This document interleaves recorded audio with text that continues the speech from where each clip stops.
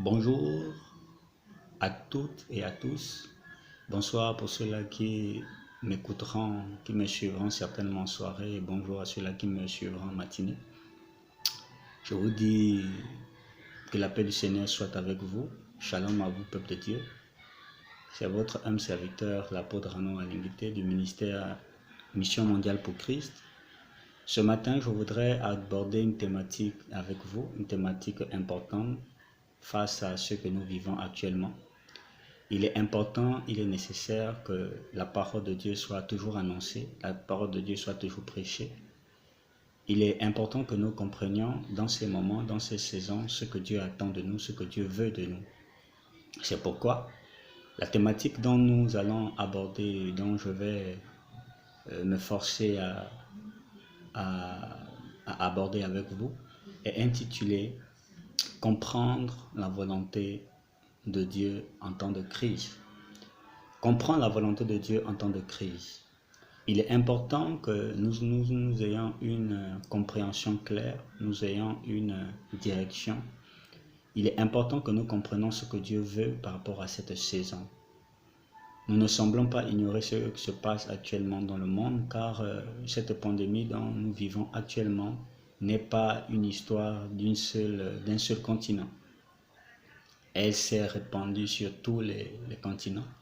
Alors il est important qu'en tant qu'enfant de Dieu, en tant qu'homme de raison, nous ayons un regard assez particulier, un regard spirituel, un regard de l'esprit pour pouvoir comprendre ce qui se passe.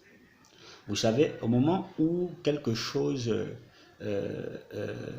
entraîne maintenant mort d'homme, au moment où une chose vient pour endeuiller les familles, nous ne devons pas rester inconscients, nous ne devons pas rester inconsidérés, nous ne devons pas regarder les choses comme des insensés. C'est pourquoi c'est très important que tu suives, que tu écoutes ce qui sera dit ce matin, ce qui sera dit à l'heure où je suis en train de parler. Donc je disais que la thématique de ce matin, c'est comprendre la volonté de Dieu en temps de crise. Vous savez, le Seigneur Jésus-Christ a dit, lorsque les disciples sont venus à sa rencontre, ils lui ont posé la question, ils ont dit, Seigneur, enseigne-nous à prier.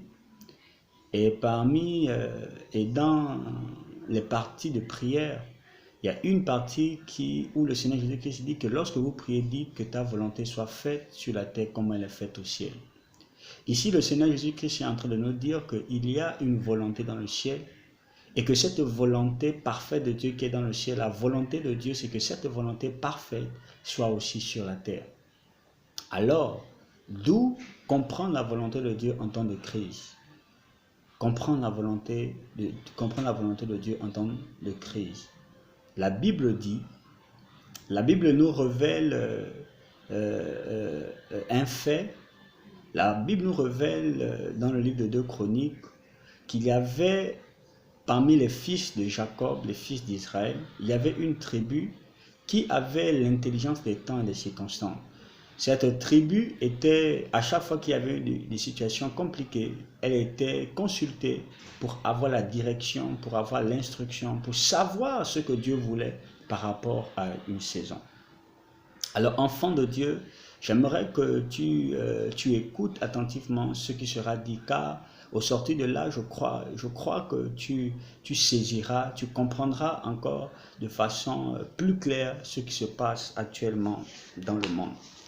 Nous allons lire dans le livre d'Éphésiens chapitre 2, au verset 15 à 17.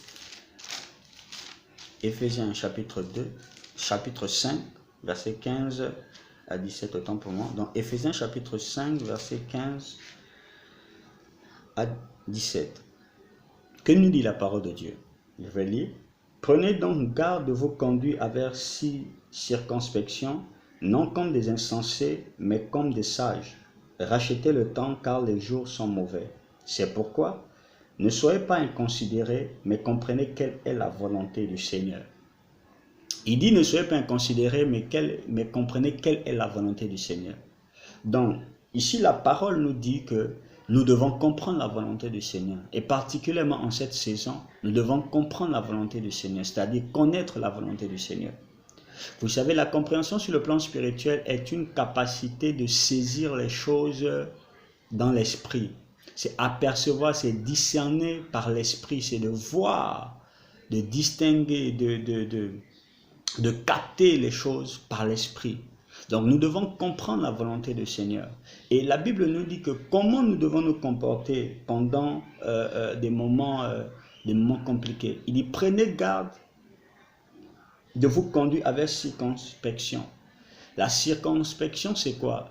C'est la manière de parler, c'est la manière d'agir en prenant compte des circonstances, en prenant compte de l'environnement, en prenant compte du milieu dans lequel nous sommes. Donc si on dit que quelqu'un est circonspect, ça veut dire que cette personne, avant de parler, avant d'agir,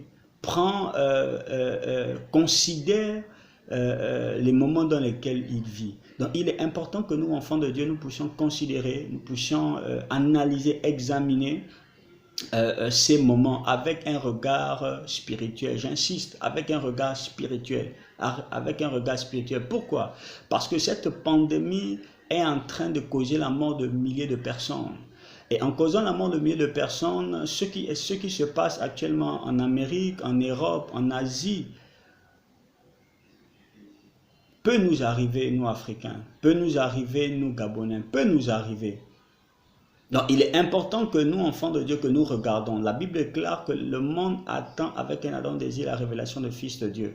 Mais comment allons-nous révéler au monde la lumière, la gloire qui est attachée aux enfants de Dieu? C'est lorsque nous allons comprendre la volonté de Dieu dans cette saison. Donc il dit, prenez garde de vous conduire, de vous comporter. Nous devons nous comporter dans ces moments avec réserve. Nous devons être vigilants. On a dit celui qui est circonspect, c'est celui qui parle, c'est celui qui agit. Donc en ces moments, ce n'est pas des paroles vaines qui doivent sortir de notre bouche. Ce n'est pas des actions vaines qui doivent sortir de notre bouche. Nous remarquons qu'actuellement, même sur Facebook, sur les réseaux sociaux, nous voyons comment des chrétiens relayent même des images insensées. Des images qui n'ont pas de sens, des nouvelles qui n'ont pas de sens. Toi qui envoies des nouvelles en tant qu'enfant de Dieu, est-ce que tu as vérifié si ce que tu relais comme information est vrai? Est-ce que tu as vérifié si ce que tu relais comme information est fondé? Alors nous ne devons pas aller à tout vent parce que les gens sont en train de s'agiter, les gens sont dans le trouble et que toi aussi, enfant de Dieu, tu dois emboîter le même pas. Nous devons être réservés, nous devons agir comme des hommes spirituels. La Bible déclare que l'homme animal ne comprend pas les choses de l'esprit. Or l'homme spirituel juge de tout. Il juge spirituellement, il discerne spirituellement, il analyse spirituellement, il examine spirituellement. C'est pourquoi j'aimerais vous demander réellement de rentrer en esprit et de regarder les circonstances autour de vous avec les yeux de l'esprit. Il dit, prenez donc garde de vous conduire avec circonspection, non comme des insensés, mais comme des sages. La Bible nous exhorte à agir comme des sages. Mais c'est qui le sage? La Bible déclare que l'homme prudent voit le mal de loin, il se cache. Ça veut dire que l'homme prudent, c'est celui qui est avisé. Il ne nous est pas dit de nous cacher. Ici, cacher, c'est l'image de ne pas se livrer à des déclarations, à des actions insensées. C'est de ce qu'il est question. La Bible dit que rachetez le temps. Pourquoi je dois me conduire avec circonspection? Il dit rachetez le temps car les jours sont mauvais. La Bible nous dit ici que les jours sont mauvais. Bien-aimé, j'aimerais te rappeler que les jours sont mauvais. N'écoute pas des prophéties, n'écoute pas des paroles, n'écoute pas ce qui est dit ça et là à gauche. Les jours sont mauvais. Le monde est en train de rentrer dans une phase de son vieillissement, de sa destruction. Vous savez, lorsqu'il y a un début, il y a une fin. C'est important que vous compreniez cela. C'est important que nous comprenions cela. Jésus a dit qu'au jour des temps de la fin, il y aura des douleurs. Il y aura des choses que nous n'allons même pas pouvoir expliquer. Il y aura des phénomènes terribles parce que Dieu a décidé que ce monde aura une fin. Nous ne connaissons pas le temps, nous ne connaissons pas le moment. Mais le Seigneur Jésus-Christ a dit que nous allons reconnaître l'avènement de la fin des temps, de la fin de ce monde, par des signes, par des phénomènes. Et il a dit que certains de ces phénomènes ne seront que le commencement des douleurs. Retenez le mot douleur. Douleur, pas de souffrance. Douleur, pas de malheur. Douleur, pas de difficulté extrême. C'est important que nous le comprenions, enfants de Dieu. Il dit donc, rachetez le temps, car les jours sont mauvais. Il dit, c'est pourquoi ne soyez pas inconsidérés, mais comprenez quelle est la volonté de Dieu. Celui qui est inconsidéré, c'est celui qui est inconsidéré. C'est celui qui regarde les choses sans prendre conscience.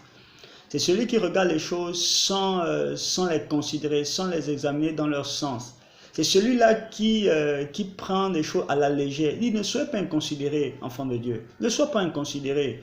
Ne sois pas insensé au point de te dire que ce qui se passe actuellement est une chose accidentelle, comme je l'avais déjà dit. Non, je dois être considéré, je dois considérer ces moments. Bien aimé, à la fin de cette épidémie, il y aura des familles qui seront endeuillées. Et particulièrement, je parle particulièrement au Gabon, où nous sommes déjà à 33 cas. Il y aura des familles qui seront endeuillées. Parmi les chrétiens, parmi les églises, lorsque les choses se rétabliront, nous allons compter des morts. Donc ce n'est pas des jeux, ce n'est pas l'amusement, ce n'est pas quelque chose qui est réservé seulement aux païens, ce n'est pas quelque chose qui est réservé seulement à ceux-là qui ne croient pas. Cela affecte la race humaine. Et cela veut dire que toi-même qui pries, toi-même qui as la foi, tu peux être atteint du coronavirus. Et laisse-moi te dire que si tu étais atteint du coronavirus et que mort s'en suivait, la Bible dit qu'après la mort viendra le jugement. Es-tu sûr que là où tu es, s'il arrivait même que tu mourrais, serais-tu auprès du Seigneur? C'est pourquoi il dit, ne soyez pas inconsidérés, mais comprenez quelle est la volonté de Dieu. Ne soyons pas dans la distraction. Ne soyons pas dans des loisirs. Publiant des choses sur Facebook, publiant des choses sur les réseaux sociaux, publiant des choses sur Instagram, sur WhatsApp, des choses qui n'ont aucun sens, des choses qui véhiculent la peur, qui véhiculent l'angoisse, qui véhiculent les moqueries, qui véhiculent des plaisanteries. Ce n'est pas ça que Dieu nous appelle. Donc je te parle à toi, enfant de Dieu. Je nous parle à nous, enfants de Dieu, de comprendre quelle est la volonté de Dieu. Qu'est-ce que Dieu veut? Qu'est-ce que Dieu veut? Quel est le message que Dieu veut nous véhiculer pendant ces moments? Quel est le message que Dieu veut nous véhiculer? Vous savez, il y a les choses que Dieu fait, il y a les choses que Dieu permet. Ce que Dieu fait découle de sa volonté parfaite. Mais ce que Dieu permet, ce sont des choses que Dieu a pour ambition, a pour but de pouvoir attirer l'attention certainement de ses enfants, attirer l'attention de l'homme en général. Donc comprenons la volonté de Dieu. Tu dois te poser la question, je dois me poser la question, mais si Dieu contrôle toutes choses, pourquoi alors a-t-il permis cela? Pourquoi a-t-il permis cela? Nous devons nous poser des bonnes questions pour avoir des bonnes réponses. Pourquoi Dieu a permis cela? Est-ce que dans la parole de Dieu, est-ce que la parole de Dieu n'a pas prévu ça? Est-ce que la parole de Dieu n'a pas mentionné de tels événements? Qu'est-ce que Dieu est en train de vouloir me dire? Qu'est-ce que Dieu est en train de vouloir m'enseigner? Qu'est-ce que Dieu veut exactement pendant ces moments? Ne sois pas inconsidéré, frère. Ne sois pas inconsidéré, sœur. Ne sois pas inconsidéré, toi qui me suis. Ne sois pas inconsidéré. Mais comprends la volonté de Dieu. Comprends la volonté de Dieu. Ne commencez pas à donner du tort à X ou Y. Ne commencez pas à parler de Satan.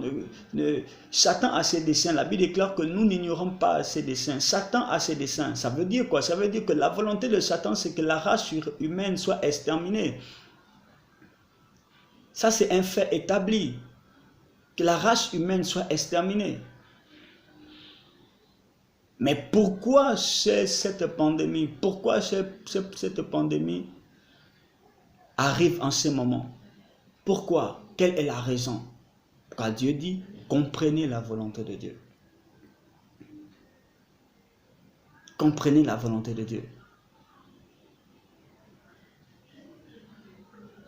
Vous savez, Dieu fait des choses, c'est Daniel qui dit dans le livre de Daniel chapitre 2 verset 21, lorsque le roi va faire un songe, la Bible va nous dire que tous les sages de Babylone n'auront pas la capacité d'interpréter le songe. Mais la Bible va nous dire que Daniel va instruire Shadrach, Meshach, Abednego. Il va leur dire que implorons la grâce de Dieu, implorons la miséricorde de Dieu afin que Dieu nous révèle le secret du roi. Et lorsque Dieu va révéler le secret du roi, quelque chose va se passer. Daniel va commencer à louer le Seigneur, il va commencer à rendre grâce à Dieu en disant quelque chose. Tu es le Dieu qui change les temps et les circonstances. Tu es le Dieu qui change les temps et les circonstances. Ça veut dire que le Dieu que nous prions est un Dieu qui change les temps et les circonstances. Souvenez-vous que Éphésiens dit que soyez circonspects. Et nous savons que nous avons compris que celui qui est circonspect, c'est celui qui agit, qui parle en fonction, en prenant garde, en faisant attention aux circonstances. Donc la circonspection est liée à la circonstance. L'attitude que nous devons avoir est liée à la circonstance, est liée au milieu au temps dans lequel nous vivons. Et le prophète Daniel dit que Dieu change les temps et les circonstances. Ça veut dire que si le Seigneur nous demande dans ces jours mauvais de pouvoir être circonspect, ça veut dire que Dieu a un plan, Dieu a un but. Non, notre Dieu change les temps et les circonstances. Dans les jours mauvais, Dieu est capable de changer les temps et les circonstances. C'est pourquoi il est écrit qu'au jour du jugement, au jour du malheur, réfléchis au jour du bonheur, sois heureux. Donc dans ces moments, Dieu a un message, Dieu a une volonté qu'il veut révéler. Mais beaucoup parmi nous, enfants de Dieu, nous sommes distraits. Beaucoup parmi nous, nous ne comprenons pas la volonté de Dieu. Daniel, dans ces moments de crise, avait compris qu'il était important de pouvoir comprendre ce que Dieu voulait. Et il a dit que Dieu, il a compris là-bas que Dieu est le Dieu qui change les temps et les circonstances. Bien-aimés, nous sommes le peuple de Dieu et selon les promesses du Seigneur Jésus-Christ, il a dit qu'il partira et il reviendra. Vous savez que l'église sera enlevée, mais actuellement encore, nous sommes encore sur la terre. Ça veut dire que tant que le Seigneur ne nous aurait pas enlevés, nous allons vivre ces moments, nous allons vivre ces temps. Mais regardez la similitude avec ce qui s'est passé en Égypte. Lorsque les plaies tombaient en Égypte, Israël était confiné. Israël était à Goshen. Mais il vivait ces choses. Mais Israël avait adopté le comportement. Israël avait adopté ce qu'il fallait. Israël était rassemblé. Israël était réuni. Ils étaient ensemble. Non distraits, non séparés. Aujourd'hui, certainement, nous ne sommes pas plus capables de nous rassembler. Mais l'église du Seigneur peut toujours se rassembler. Parce que nous sommes un dans un même esprit. Nous sommes un dans un même esprit. Donc Daniel dit que Dieu change les temps et les circonstances. Pourquoi? Parce que Daniel avait compris que dans des temps difficiles, Dieu a toujours une volonté. Dieu a toujours sa volonté. C'est pourquoi nous devons comprendre la volonté de Dieu. Parce que lorsque nous allons comprendre la volonté de Dieu, ça va nous permettre de ne pas subir des décrets, des choses envoyées par le monde des ténèbres. Dieu change les temps et les circonstances. Dieu change les temps et les circonstances. Donc j'aimerais t'inviter à comprendre la volonté de Dieu. J'aimerais t'inviter à comprendre la volonté de Dieu, frère. À comprendre la volonté de Dieu. Est-ce que tu connais jusqu'à quand ce coronavirus mettra? Le temps que ce coronavirus fera? Nous ne connaissons pas. Nous ne connaissons pas. Lorsque l'édit du roi a été libéré,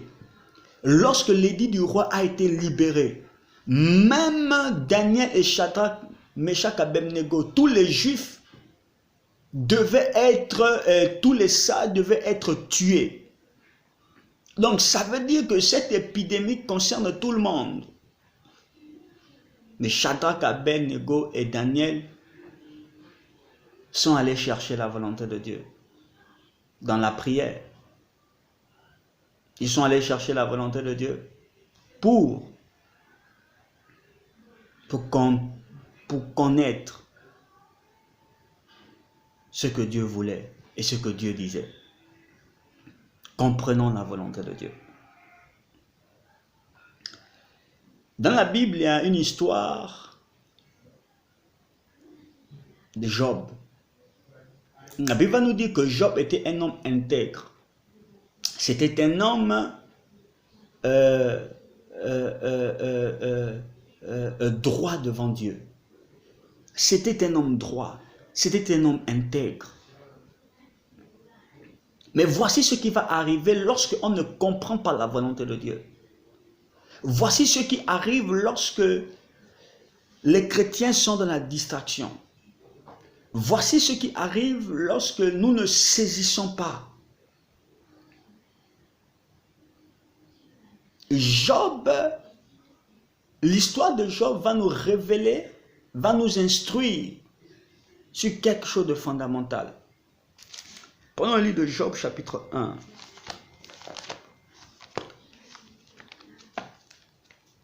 Job chapitre 1. Job chapitre 1. Je vais lire rapidement à partir du verset 1. Il y avait dans le pays d'Ut un homme qui s'appelait Job.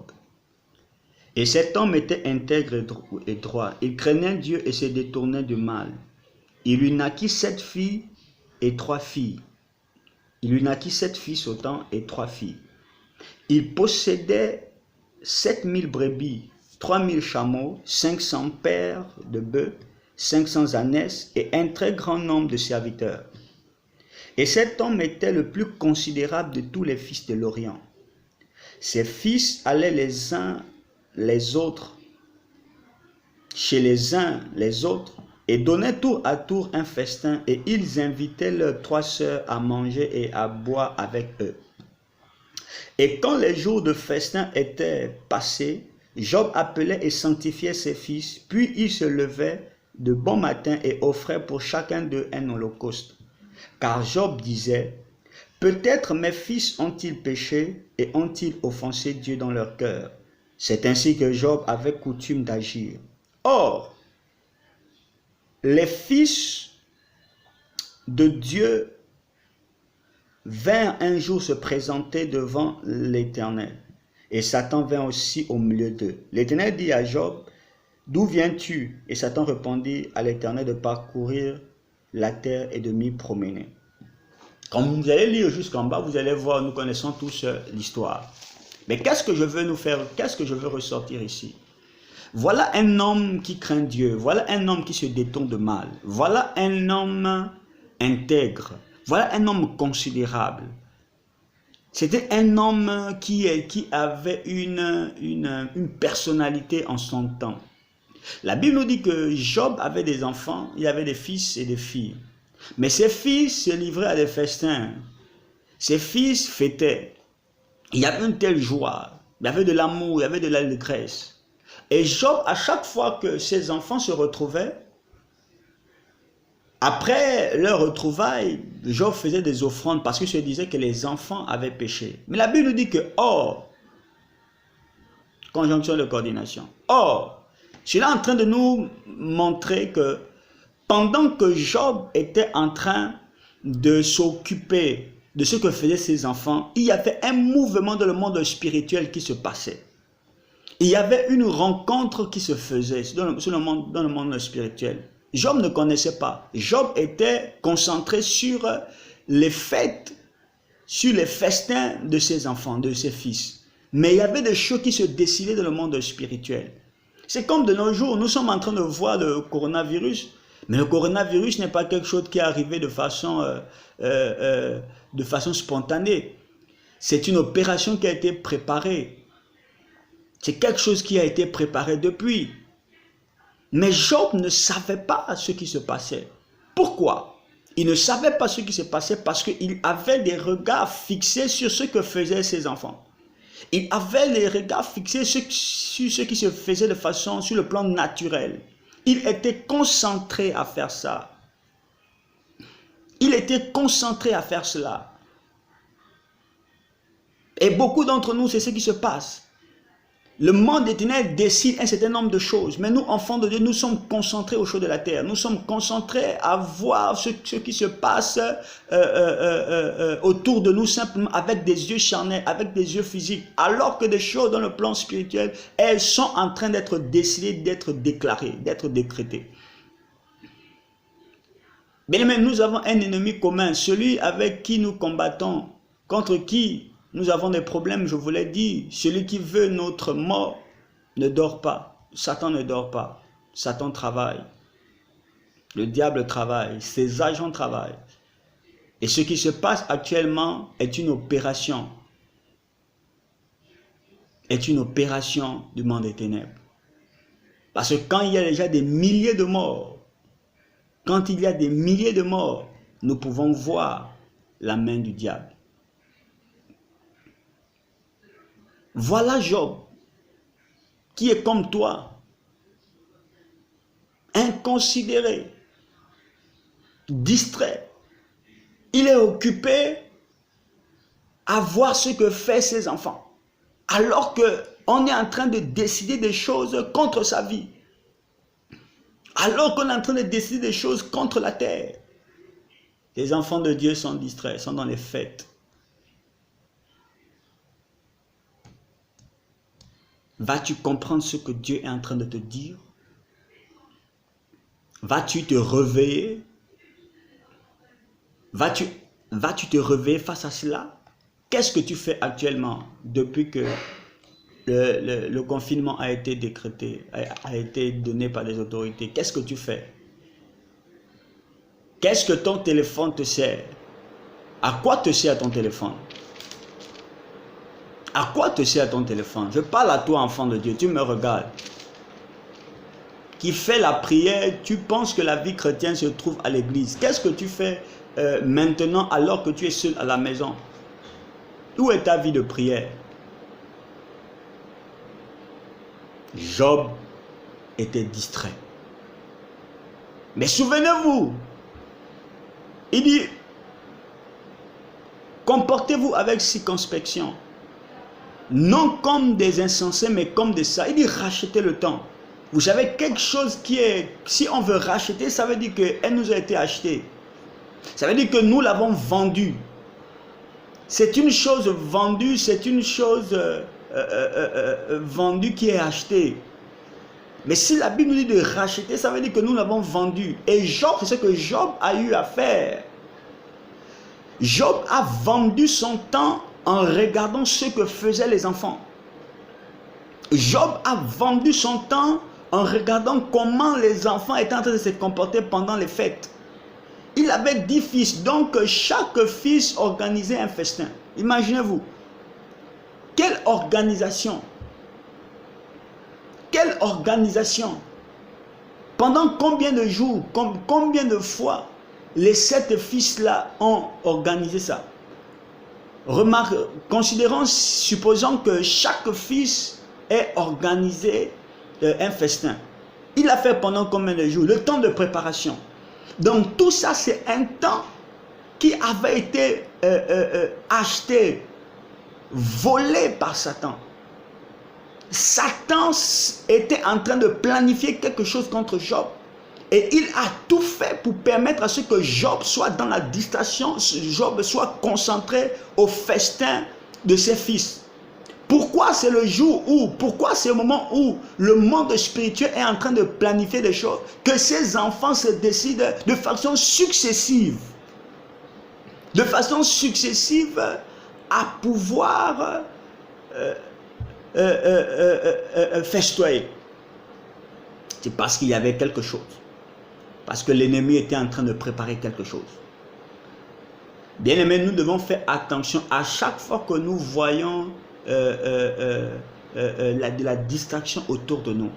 Lorsque tu commences à constater que tu deviens distrait, lorsque tu commences à constater que tu deviens un peu trop lourd, tu n'arrives plus à prier, tu n'arrives plus à faire quelque chose pour la part de Dieu, sache qu'il y a quelque chose qui se prépare dans le monde spirituel contre toi. Voici les indicateurs. Job craint Dieu, mais il ne comprend pas. Il dit, comprends la volonté de Dieu en temps de crise. Comprends la volonté de Dieu en temps de crise. Alors, Satan décide. Dieu est en train de présenter. Nous allons dire que mais c'est Dieu qui a cherché. Mais vous savez pourquoi Dieu a cherché? Vous savez pourquoi Dieu a présenté Job à Satan? Dieu a présenté Job à Satan parce que Dieu avait remarqué ce trou-là dans la vie de Job. C'est pourquoi je disais qu'il y a des choses que Dieu fait qui sont dans la volonté parfaite de Dieu et il y a des choses que Dieu permet pour nous permettre de comprendre, de voir, de saisir ce à quoi nous sommes. C'est pourquoi il est écrit dans Éphésiens, réveille-toi, toi qui dors, et Christ éclairera. Donc Dieu présente Satan Job. Pourquoi? Parce que Dieu a regardé ce déficit-là, ce déficit-là, Dieu a regardé ce défaut, ce trou. Dieu a vu un espace qui devait permettre à Satan de rentrer. Et nous voyons tout le temps où Job a parlé. Pendant sa maladie, Job, au lieu de prier, Job s'est plaint. Job a accusé Dieu. Beaucoup d'entre nous accusons Dieu. Même là, pendant ce conflit, pendant cette maladie, il y a des gens qui disent que si Dieu, si Dieu aimait le monde, pourquoi il permet de telles choses? Des propos insensés. Si Dieu était amour, pourquoi il permet que les gens meurent en si grands milliers? Des propos insensés. Et c'est dans ça que Job était. Pourquoi? Parce qu'il ne comprenait pas la volonté de Dieu. Et Job, en parlant au hasard, Job en maudissant même ses jours. Or, la Bible déclare qu'avant que tu ne sois dans le sein de ta mère, je te connaissais. Ça veut dire que c'est Dieu qui avait permis que Job arrive ce jour-là. Mais Job a commencé à maudire, à proclamer des choses insensées. Certainement, toi aussi, tu le fais. Certainement, toi aussi, tu prends aussi le langage de ce monde. Si Dieu aimait, si Dieu faisait, si Dieu, pourquoi il permet ça? Comprends la volonté de Dieu. C'est pourquoi un jour Dieu s'arrête. Job 38, versets 1 et 2. Qu'est-ce que dit la parole de Dieu?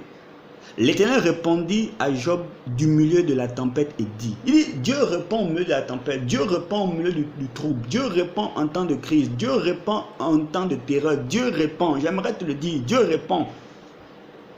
Il dit, qui est celui-ci qui obscurcit mes desseins par des discours sans intelligence? Voici ce que Dieu répond à Job.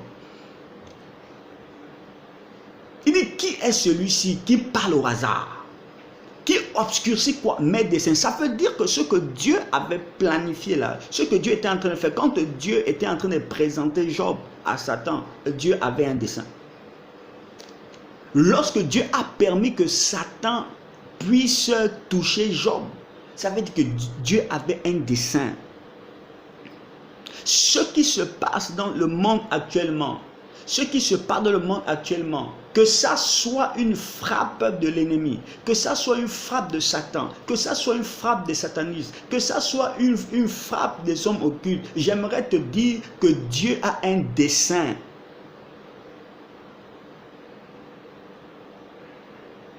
Peut-être le dessein de Dieu, c'était de réveiller Job, de faire quitter Job l'ignorance, de faire quitter Job dans la distraction, de l'amener dans une compréhension plus poussée de la personne de Dieu. C'est pourquoi Job dit Après avoir compris ça, qu'il était en train d'obscurcir les desseins de Dieu, qu'il était en train de s'opposer à ce que Dieu est en train de faire, de vouloir faire, il a dit, mais j'avais entendu parler de toi. Je n'avais pas compris. Ces choses sont plus grandes. Mais maintenant, aujourd'hui, j'ai compris. Alors, j'aimerais t'encourager. J'aimerais t'encourager de prendre conscience, de comprendre quelle est la volonté de Dieu. Dieu a un dessein caché derrière le coronavirus. De la même manière que le monde des ténèbres a un dessein caché derrière le coronavirus, Dieu aussi en a. Le dessein de Satan, c'était de détruire Job, de prendre sa vie. Mais le dessein de Dieu, c'était d'amener Job dans une révélation assez poussée, personnelle de sa personne, dans une compréhension des choses de Dieu. C'est pourquoi, comprends la volonté de Dieu. Arrête de te comporter comme un insensé. Si tu prenais du temps sur ton téléphone d'envoyer des messages partout, au hasard, des faux messages qui n'ont ni tête ni queue, arrête de faire ça.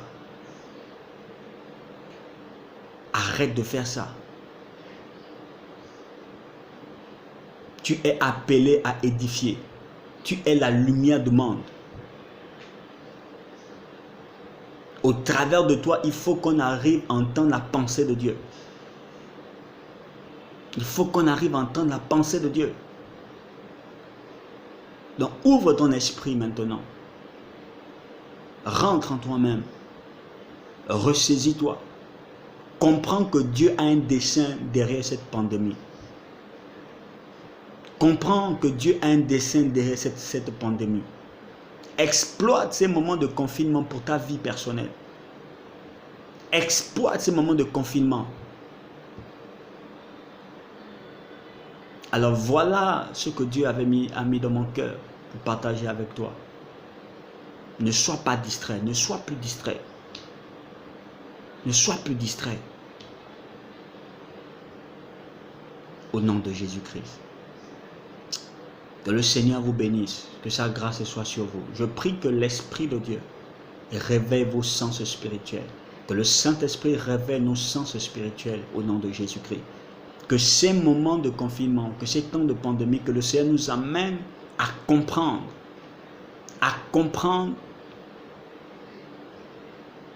quelle est sa volonté.